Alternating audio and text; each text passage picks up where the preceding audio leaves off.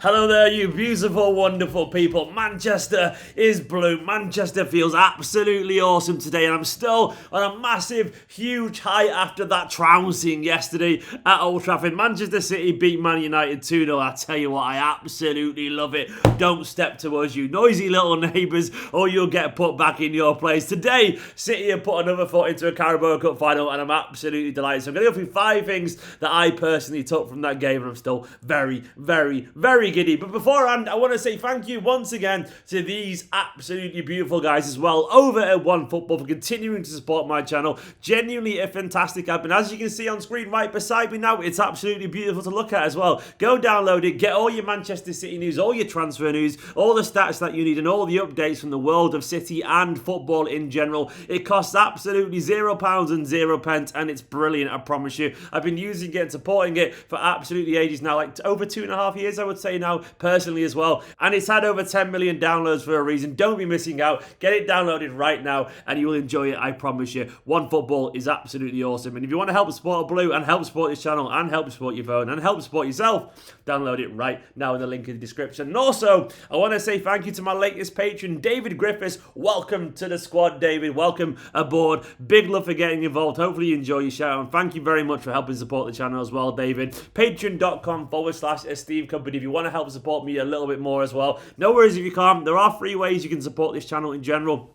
Patreon.com/Esteemed Company if you want to get involved there, or YouTube.com/Esteemed Company/join so you can become a member. Or if you can't afford to put a few quid here and there to help us support the channel, you can just carry on liking and interacting and subscribing to the channel. It means more than you can imagine, and it does help, so don't worry about it. Anyway, let's get on to 5 things that we learned from this game, because it was wonderful. It was delightful. And the first thing I want to say is I'm going to Bert hard here. Manchester is blue. It's still blue. And these noisy neighbours, they're the noisy neighbours now. They need to remember that. United needs to remember that as good as they have been recently, we are very much the top dogs in this city at the moment, and we will continue to be that for some time. I'm sorry, I firmly believe that. I don't even care. I don't believe this will come back to blow up in my face. I genuinely believe it's true. City showed last night that people haven't been taking this side seriously because we had a slightly poor season last year by our own exceptionally high standards, and we are slowly starting to turn the gears and find that form made us such a formidable team for all that time. And this is why United, as much as they're getting better, as much as everyone wants to pretend they're incredible contenders for the title at the moment, and don't get me wrong, they have proved a little bit, they are still not the level of Manchester City when we turn up and be as good as we are. We are still the dominant team in this town, and that is literally all that matters to me right now. I'm sorry, a Derby win doesn't half get the juices going, and I love it. Take that, Sir Alex Ferguson. Take that, your PE teacher in Solskjaer. Take that, Mr. Paul Pogba. Go and dab away to that on the sidelines if you want to. Take that, Rashford. I love it. Of course, United fans who watch this channel, you're totally welcome, but you've got to allow me to brag today, because if I can't brag today, then what is the point? Anyway, the second thing I want to talk about is the most important thing probably at the moment for Manchester City, is that bromance. I mean, I'm sorry. The scenes at full time of Ruben Dias and John Stones embracing each other like brothers who hadn't seen each other for years. I absolutely love it. And I'm sorry, that bromance, that pairing at the centre of our defence is just genuinely special. And it's not because they're obviously performing excellently. We've seen great centre-back pairings at Manchester City Football Club before, and we'll probably see many more in the future. But the one thing that excites me about this one is not just because they're really good. It's because they clearly understand each other. The celebration after that goal, and then they're both looking at each other in the eyes intensely and emotionally, and I'm sure one of the pictures is the thumbnail of this video. And also at full time when they were hugging each other for a good 10-15 seconds, chatting to each other, whispering sweet nothings into each other's ears. It's lovely. It reminds me like of when you see people with their best friends, and they're that, like, you know, they've got a proper bromance going on. And I love it. I love seeing Stones and Dias clearly connect with each other. I would not be surprised if they're becoming very good friends very quickly, because they clearly bring out the best in each other, and that's what I love it, man. This romance, it's real. It's genuinely real. John Stones, Ruben Dias, they'd make a beautiful couple. You know, like, good luck to them if they want to be. I'm very happy for them, and it's a very, very, very impressive centre-back partnership, and it's contributing massively to the next point, which is the momentum.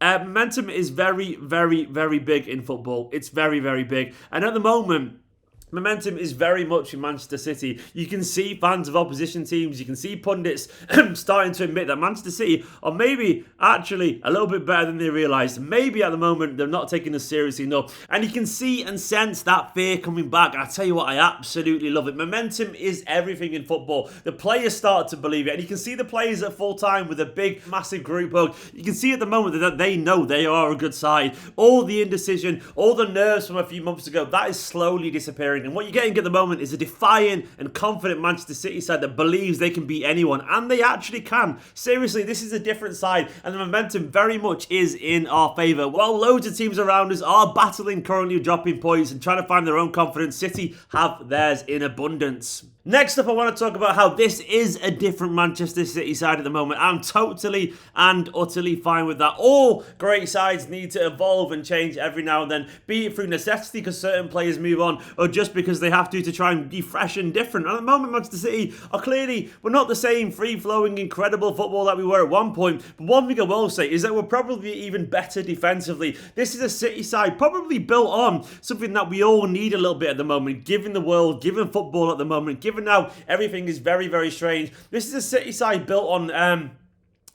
kind of grit and determination and steeliness, and now starting to find a little bit of confidence in going forward as well. No, it isn't quite as free-flowing, but it's still pretty good to watch. And most importantly, I'm really enjoying watching this Man City side just be so goddamn intimidating defensively. I'm loving watching this organisation and this power and this domination. I'm loving watching opposition forwards absolutely shit it when they go near Stones and DIAS. Even Cancelo looks tough. Even Zinchenko looks tough at the moment. I'm loving watching this side just be so physically dominating and so tough and so organised and so persistent and so aggressive. And this is a different side. It's very different, but there's nothing wrong with a change every now and then. And I do think this Manchester City side is a relative compromise given the fact that the players have changed over the years, but there is nothing wrong with that at all.